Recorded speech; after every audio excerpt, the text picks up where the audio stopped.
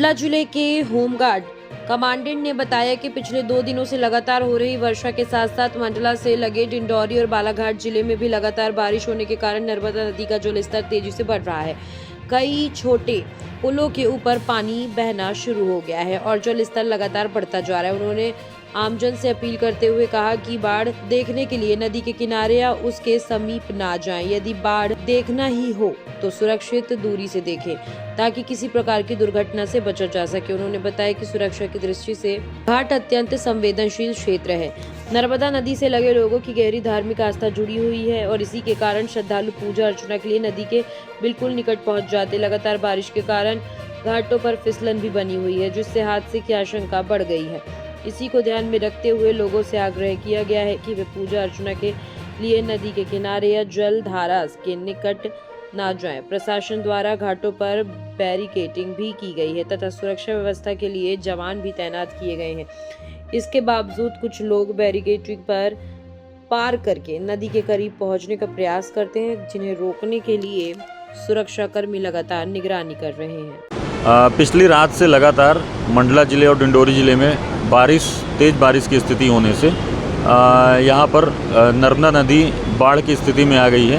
हम लोग लगातार इसकी मॉनिटरिंग कर रहे हैं। कंट्रोल रूम के माध्यम से हम पूरे समस्त ज़िले के ऐसे सभी पुल पुलिया जो कि बाढ़ की स्थिति में उनकी सूचना प्राप्त कर रहे हैं और ऐसे रास्ते जिन पर कि पानी नदी से ऊपर चला गया है, ब्रिज जिन पर नदी के ऊपर चला गया है, उनको हम बंद कर रहे हैं गांव वालों की मदद लेकर के।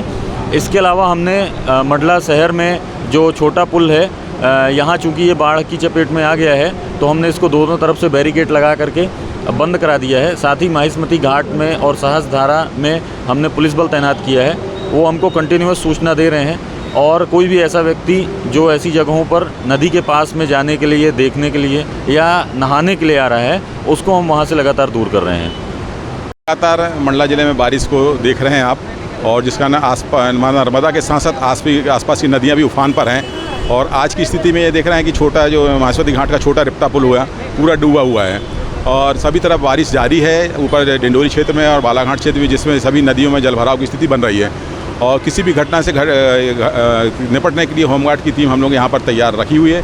यहाँ पर भी हम लोग 24 घंटे निगरानी रखते हैं, चाहे किसी प्रकार की अपनी घटना घटित ना हो।